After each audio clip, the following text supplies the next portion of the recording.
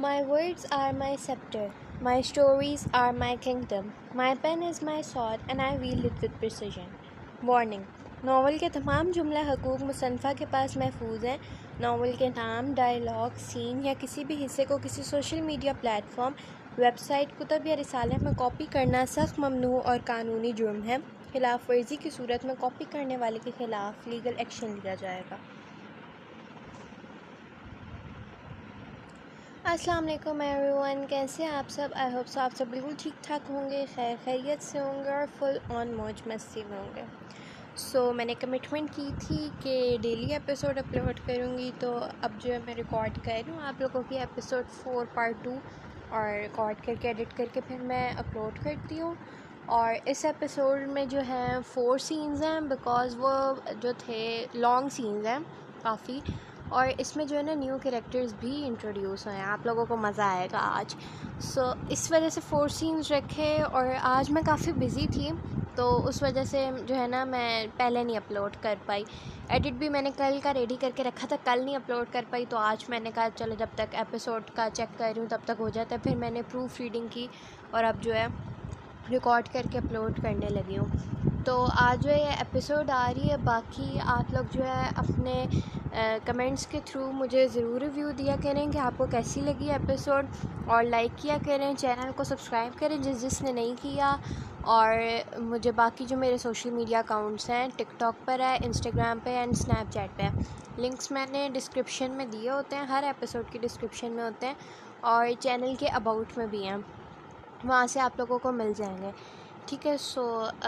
اب جو ہے ایپیسوڈ سٹارٹ کرتے ہیں، اینڈ آج جو ہے دامیہ اور آئیدن کا میٹ اپ ہے، تو دیکھتے کیا ہوتا ہے۔ ابن آدم کا مقدر، بنت ہوا کی تقدیر، از قلم رائنا شیخ، قسط نمبر 4، پارٹ نمبر 2۔ بابا میں اندر آ جوں؟ سویرا کیسر صاحب کے کمرے کی چوکھٹ پر ہاتھ میں چائے کا کپ پکڑے کھڑی تھی۔ کیسر صاحب اسے دیکھ کر حیران رہ گئے کہ وہ یہاں کیا کر رہی ہے۔ چائے تو ہمیشہ آہیا لاتی ہے۔ سویرا تو کم و بیش ہی ان کے کمرے میں آتی تھی۔ آ جاؤ۔ انہوں نے ہاتھ میں پکڑا اخبار اپنے پاس پڑے میز پر رکھا اور اس کو اجازت دی۔ سویرا کے چہرے پر مسکان آ گئی اور وہ کیسر صاحب کے پاس پہنچی۔ بابا آپ کی چائے۔ سویرا نے میز پر چائے کا کپ رکھا۔ آپ کیوں لے آئی؟ چائے تو ہمیشہ آہیا لاتی ہے، کیسر صاحب نے اس سے پوچھا۔ بے شک سویرا جیسی بھی تھی، لیکن کیسر صاحب ایک سسر ہونے کے ناطے اپنی بہو کو ہمیشہ عزت دیتے تھے۔ ارے بابا آج میں لے آئی، میں نے ہی آہیا کو منع کیا کہ یونیورسٹی سے تھکی ہوئی آئی ہے تو تھوڑا آرام کر لے، اسی لیے۔ میں بھی تو آپ کی بیٹی ہی ہوں نا۔ سویرا کی بات پر کیسر صاحب استہزائیہ مسکرائے۔ انہوں نے تو اسے ہمیشہ اپنی بیٹی ہی سمجھا تھا، جیسا مقام ان کے دل میں آہیا کے لیے تھا ویسا ہی سویرا کے لیے بھی تھا، لیکن سویرا کبھی اپنا حق ادا نہ کر پائی۔ جب کوئی انسان ایک دفعہ کسی کی نظر میں اپنی عزت کھو دیتا ہے تو کبھی بھی دوبارہ ویسی عزت نہیں پا سکتا۔ ٹھیک ہے، شکریہ، کیسر صاحب نے اس کپ کو اٹھاتے ہوئے کہا۔ شکریہ کی کیا بات ہے بابا، یہ تو میرا فرض تھا، سویرا نے رسماً کہا، جس پر کیسر صاحب فقط ہاں میں سر ہلا گئے۔ وہ بابا میں نے آپ سے ایک بات کرنی تھی۔ سویرا ان کے پاس پڑی کرسی پر بیٹھی۔ بولو۔ کیسر صاحب اس کے آگے بولنے کے منتظر تھے۔ بابا ہمارے پڑوسیوں میں وہ حیات بی بی رہتی ہیں نا، وہ جو اکثر ہمارے گھر بھی آتی جاتی رہتی ہیں، سویرا نے تمہید باندھ دی۔ ہاں میں جانتا ہوں، کیا ہوا انہیں؟ کیسر صاحب نے پوچھا۔ وہ اپنے بیٹے قاسم کے لیے آہیا کا رشتہ لے کر آئی تھیں، بہت اچھا لڑکا ہے، میں نے دیکھا ہے کئی دفعہ، لیکن میں نے ابھی انہیں کوئی جواب نہیں دیا۔ میں نے یہی کہا کہ آپ سے اور شہرام سے مشورہ کر کے بتاؤں گی۔ سویرا نے تفصیل سے سچ اور جھوٹ کی آمیزش کرتے ہوئے بتایا۔ اس کی بات پر کیسر صاحب کچھ لمحے کے لیے سوچنے لگے۔ منع کر دو، میں ابھی آہیا کی شادی نہیں کرنا چاہتا، کیسر صاحب نے صاف انکار کیا۔ بابا اب ایک دفعہ مل کر تو دیکھیں، قاسم بہت اچھا لڑکا ہے، اور سب سے بڑھ کر وہ لوگ اسی محلے میں رہتے ہیں، آہیا ہر وقت ہماری نظروں کے سامنے ہی تو ہوگی۔ سویرا نے انہیں سبز باغ دکھانے کی کوشش کرتے کہا۔ پہلی بات میں ابھی اس کی شادی نہیں کرنا چاہتا، اور دوسری بات میں جانتا ہوں اس محلے کے لڑکوں کو، اسی لیے تو صغیر یعنی چچا جی کو ساتھ بھیجتا ہوں آہیا کے۔ وہ لڑکا ہو سکتا ہے بہت اچھا ہو، لیکن اس کے دوست احباب یہیں کے ہوں گے، وہ اپنی پڑھائی مکمل کر لے اس کے بعد میں شہرام کو خود کہوں گا کہ اس کے لیے کوئی اچھا لڑکا تلاش کرے، لیکن ابھی اس معاملے پر میں کوئی بات نہیں کرنا چاہتا۔ کیسر صاحب نے پھر انکار کیا، جس پر سویرا نے بمشکل اپنے غصے پر ضبط کیا۔ لیکن بابا، سویرا اس سے پہلے پھر کوئی دلیل دیتی، کیسر صاحب نے اسے آگے بولنے سے روک دیا، جس پر وہ ہاں کہتی باہر نکل گئی۔ کہہ تو ایسے رہے ہیں جیسے ان کی نوابزادی کے لیے کوئی شہزادہ آئے گا۔ سویرا باہر نکلتے چہرے کے عجیب و غریب تاثرات بناتے بولی، بنت ہوا کی تقدیر میں ابن آدم آتے ہیں، اوباش اور حیوان نہیں۔ اسے آہیہ کا یہ جملہ اپنی سماعت میں سنائی دیا، جس پر وہ ہوں کہتی اپنے کمرے میں چلی گئی۔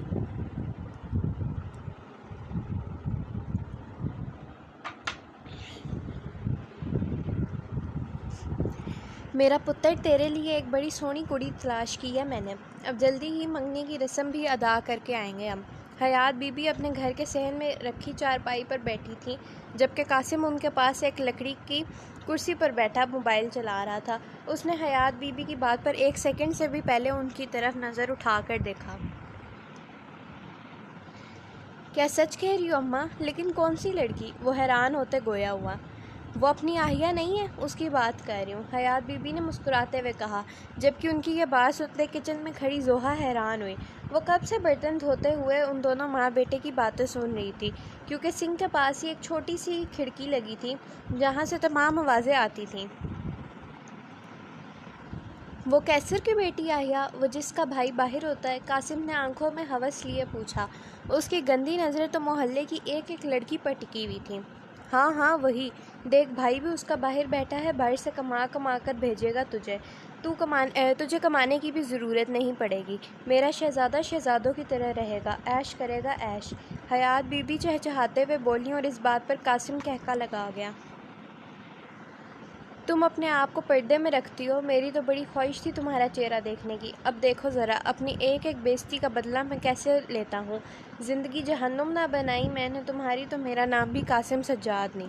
وہ مسکراتے ہوئے آہیہ کے نقاب سے ڈھکے چہرے کو اپنی آنکھوں میں بساتے سوچ رہا تھا، اور پھر یک دم زور زور سے ہنسنے لگا۔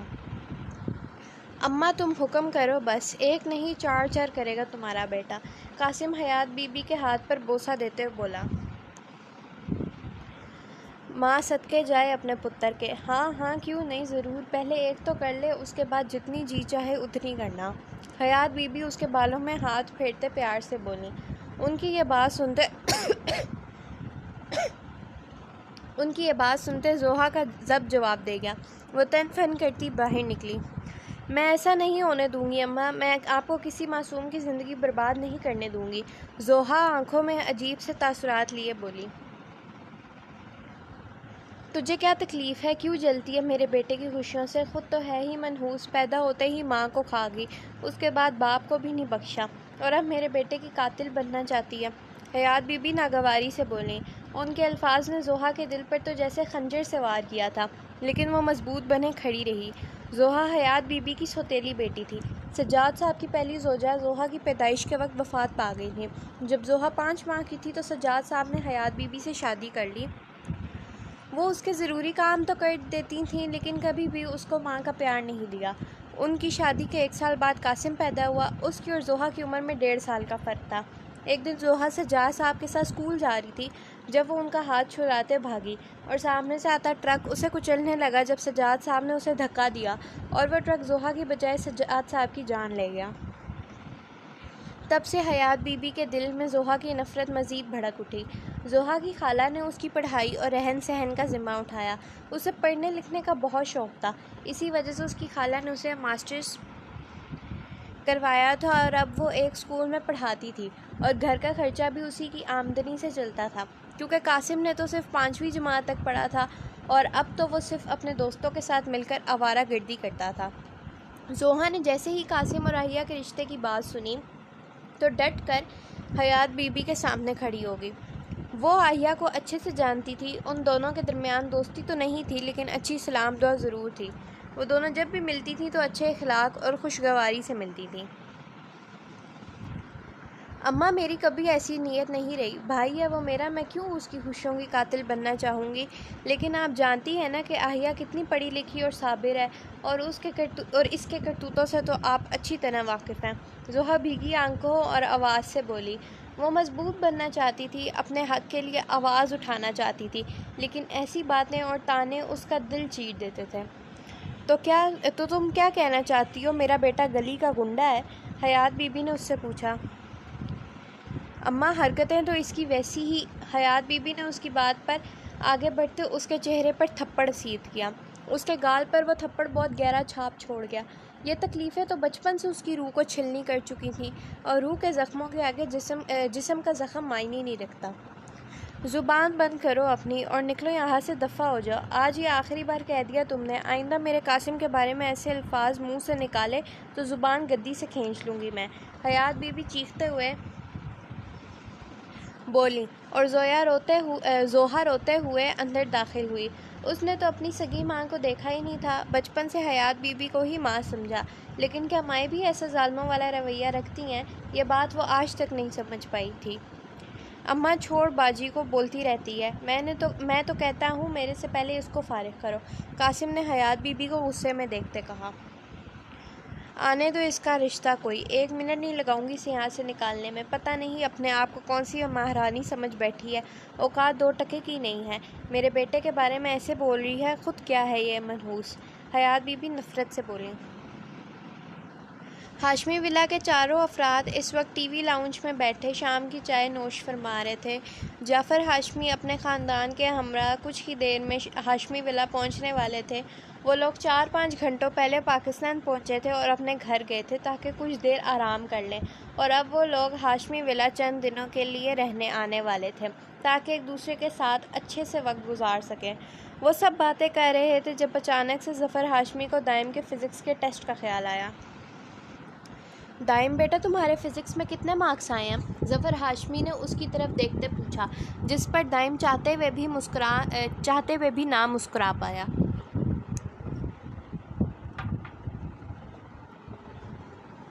بابا، پاس ہو گیا ہوں میں، دائم نے کہا تو ظفر ہاشمی اور فضیلہ بیگم نے اسے داد دینے والی نظروں سے دیکھا، جبکہ آئدن نے دل ہی دل میں استغفر اللہ پڑھا کہ کیسے وہ اپنے تاثرات پر قابو پاتے ہوئے سفید جھوٹ بول رہا تھا۔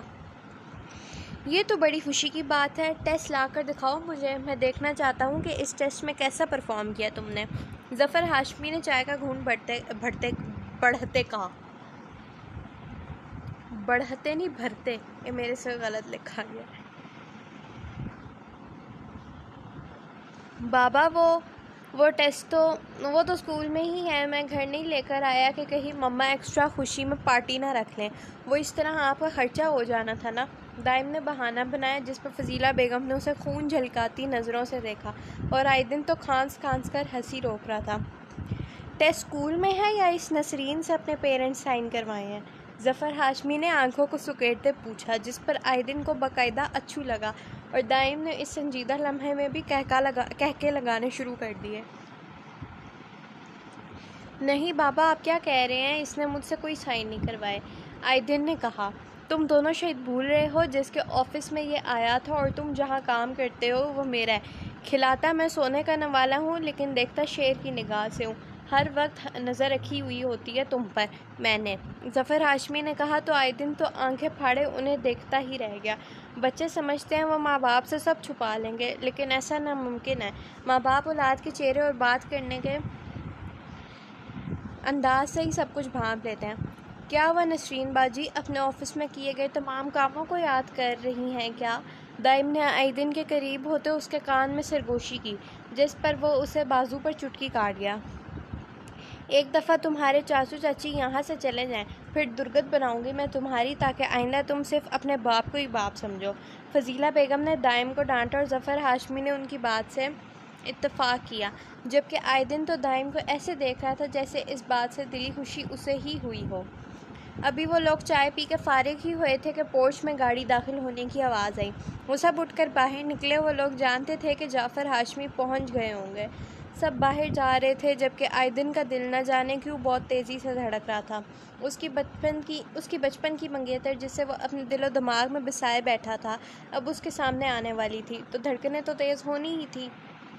جعفر ہاشمی اور ان کے ساتھ والی سیٹ پر بیٹھی زینت بیگم گاڑی سے نکلے اور ساتھ ہی پچھلی سیٹ کا دروازہ کھولے دامیہ بھی باہر آئی۔ اس کی جھلک دیکھتے ہی آئدن کو ایک پل تھمتا ہوا محسوس ہوا۔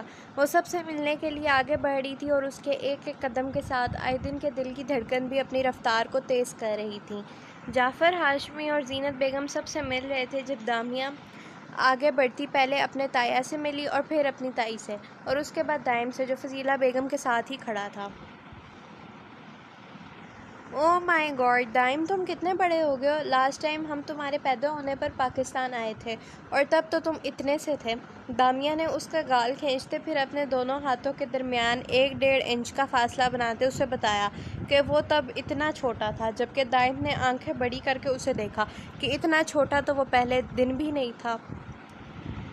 جی وہ مجھے نیوٹن کے کارنامے پڑھنے کا بہت شوق تھا، اسی لیے جلدی بڑا ہو گیا، دائم نے ہنستے ہوئے کان میں کھجلی کرتے کہا، جس پر سب ہنس پڑے اور دامیہ کی نظر آئدن پر پڑی جو اسے ہی دیکھ رہا تھا، لیکن جیسے ہی دامیہ نے اسے دیکھا تو وہ دائیں بائیں دیکھنا شروع ہو گیا۔ دامیہ کی بھوری آنکھیں اس کی سرمئی آنکھوں پر ٹھہر گئیں۔ وہ جاذب تھا، پہلی نظر میں ہی اسیر کر دینے والا۔ وہ قدم اٹھاتی اس تک پہنچی اور آئدن نے اپنے نگاہیں اٹھاتے اس کی طرف دیکھا۔ ہائے، کیسے ہو؟ دامیہ نے اس کے سامنے کھڑے ہوتے پوچھا۔ میں ٹھیک، شکر اللہ کا، آئدن نے اسے کہا، جس پر وہ مسکرائی۔ آجو بچوں، اندر چلتے ہیں۔ ظفر ہاشمی نے ان تینوں کو اندر آنے کا کہا، جس پر دامیہ اور دائم سب بڑوں کے ساتھ اندر چلے گئے اور آئدن ابھی بھی وہیں کھڑا رہا۔ وہ چند لمحے رکا، سر جھٹکتے مسکرایا اور پھر اندر چلا گیا۔ لاؤنج میں تمام نفوذ گپ شپ لگاتے ہوئے ایک دوسرے کے ساتھ ہنسی مذاق کر رہے تھے۔ دامیہ فضیلہ بیگم کے ساتھ بیٹھی تھی اور آئدن اس کے سامنے والے صوفے پر بیٹھ گیا۔ وہ ابھی بھی اسے نہیں دیکھ رہا تھا، جبکہ باقی سب کو دیکھتے ہوئے باتیں کر رہا تھا اور دامیہ وقفے وقفے سے اسے دیکھ رہی تھی۔ شکل و صورت کے حساب سے اسے آئدن بہت اچھا لگا تھا۔ مت پوچھ مجھ سے میرے محبوب کی سادگی کا عالم، مت پوچھ مجھ سے میرے محبوب کی سادگی کا عالم، نظریں بھی ہم پر ہی تھیں اور پردہ بھی ہم سے ہی تھا۔ ہائے فیض صاحب، یہ دیکھیں ذرا، جعفر بھائی اپنے پورے خاندان کے ساتھ پاکستان پہنچ گئے اور اکلوتی بہن کو بتانے کی زحمت بھی نہیں کی۔ شائستہ ہاشمی اپنا موبائل پکڑے فیض خان کے پاس آئیں، جو صوفے پر بیٹھے اپنا موبائل چلا رہے تھے۔ انہوں نے فوراً اپنی بیوی کے موبائل اسکرین پر دیکھا۔ بیگم، اسی لیے تو ہم کہتی ہیں تمہیں تمہارا یار ایکسنٹ جو ہے نا، بیگم اسی لیے تو ہم کہتی ہیں تمہیں تمہارا کوئی عزت نہیں اپنے میکے میں، فیض خان پٹھانوں والے انداز میں بولے تھے۔ مجھے کیوں ہنسی آ رہی ہے؟ ٹھیک ہے کہتے ہیں آپ، شائستہ ہاشمی دکھی لہجے میں بولی۔ مورے، آپ خود ہی تو ناراض ہیں ماموں لوگوں سے، فیض خان کے پاس بیٹھی ہیر نے کہا۔ وہ ان کے پاس بیٹھی اپنا ریاضی کا ہوم ورک کر رہی تھی۔ بیٹا تمہیں نہیں پتا، میری دونوں بھابھیوں نے میرے بھائیوں پر قبضہ جما لیا، انہیں بیویوں کے آگے کچھ نظر ہی نہیں آتا، شائستہ ہاشمی بیٹھتے ہوئے بولی۔ مورے، لیکن ظفر ماموں اور جعفر ماموں نے تو کئی بار آپ کو منانے کی کوشش کی ہے، یہاں تک کہ فضیلہ مامی نے بھی، اور آپ ہی ہر دفعہ منع کر دیتی ہیں، ہیر نے کہا۔ ہاں تو کیا زینت بھابھی نے کبھی مانگی ہے معافی؟ اصل مسئلہ ایک منٹ ہاں تو کیا زینت بھابھی نے کبھی مانگی ہے؟ اصل مسئلہ ہی ان کی وجہ سے ہوا تھا، شائستہ ہاشمی بولی۔ تم بالکل ٹھیک کہتے ہیں بیگم، جب تک یہ ایکسنٹ نہ اللہ تم بالکل ٹھیک کہتے ہیں بیگم، جب تک اس گھر کا بچہ آ کر معافی نہیں مانگتا تب تک معاف کرنے کا کوئی ضرورت نہیں ہے، فیض خان نے پھر کہا۔ آپ فکر ہی نہ کریں، مجھے تو خاندان سے ہی نکال کر رکھ دیا ہے، یہ خبر بھی ابھی مجھے انسٹاگرام سے پتہ چلی، میں نے ایک نقلی آئی ڈی سے دامیہ کو فالو کیا ہوا ہے، اس نے اسٹوری لگائی تھی۔ شائستہ ہاشمی کی بات پر ہیر نے اپنا ناک تک آیا چشمہ اوپر کرتے انہیں دیکھا۔ ٹین ایجر ہونے کے باوجود کبھی ایسی حرکت اس نے نہیں کی تھی جیسے اس کی مورے کر رہی تھی۔ مورے، لیکن آئدن بھائی سے تو آپ ساری باتیں پوچھتی رہتی ہیں، ہیر نے کہا۔ تو وہ بھی کون سا سب کچھ بتا دیتا ہوگا مجھے، شائستہ ہاشمی نے گردن مارتے کہا تو ہیر نے پھر حیرانی سے انہیں دیکھا۔ وہ کیا کہہ رہی تھیں، اسے سمجھ ہی نہیں لگ پا رہی تھی۔ سو یہ تھی ایپیسوڈ. اور لاسٹ سین میں جو ایکسینٹ مجھے لکھتے ہوئے بھی جب لکھا تو مجھے بڑی ہنسی آئی تھی, اور ابھی بولتے ہوئے بھی. لائک یہ جو فیض خان کا کریکٹر ہے نا, وہ بڑا مزے کا ہے, مطلب فنی کریکٹر ہے. ہاشمی فیملی کے جو ہے نا ساری کریکٹرز بڑے مزے کے ہیں, آپ لوگ انجوائے کریں گے. لیکن لائف میں ٹرننگ پوائنٹ تو ان کی بھی آنا ہے, تو وہ تو آ کے ہی رہے گا. باقی جو ہے ریویوز دینا مت بھولیے گا, لائک کریں اور چینل کو سبسکرائب کریں, اور اکاؤنٹس پر مجھے فالو کریں. لنک اباؤٹ میں بھی ہے, ڈسکرپشن میں بھی دے دوں گی. اور ایپیسوڈ جو ہے ایپیسوڈ 5 پارٹ 1 وہ وینسڈے کو اپلوڈ ہوگا, ٹھیک ہے. کل نہیں ہوگا کیونکہ میں نے آپ کو کل کہا تھا کہ میں نے وینسڈے کو کہیں جانا ہے, بٹ اب جو ہے نا پلان چینج ہو گیا, وہ کل نہیں جانا, مطلب وینسڈے کو نہیں جانا, کل جانا ہے. تو کل تو میں نہیں دے پاؤں گی, پورا دن ہی میں بزی ہوں گی, تو کل ایپیسوڈ نہیں آ پائے گی. لیکن وینسڈے کو جو ہے میں کوشش کروں گی کہ ایٹ لیسٹ 8 9 یا مے بی 10 سینس کا جو ہے نا اکٹھے کے جتنی 2 ایپیسوڈز ہوتی ہیں اتنی آپ لوگوں کو دے دوں. اب آواز بھی شکر ہے آج کچھ گلا بہتر ہوا ہے میرا, تو اب کر لوں گی وائس اوور, ٹھیک ہے. تو اب جلدی جلدی ان کو سینس کو اپلوڈ کریں گے. پھر جو ہمارا چل رہا تھا جیسے 2 دن کا گیپس ہے ویسے ہی چلتا رہے گا. اور پھر میں نیکسٹ ٹارگیٹ بھی آپ لوگوں کو بتاؤں گی, جس کے کمپلیٹ ہونے پر پھر آئے گی لانگ ایپیسوڈ, ٹھیک ہے. تو تب تک اپنا بہت سارا خیال رکھیے گا, اور مجھے ریویوز دے کے ضرور بتائیے گا کیسے لگے, ٹھیک ہے. مجھے دعاؤں میں یاد رکھیں, اینڈ اللہ حافظ.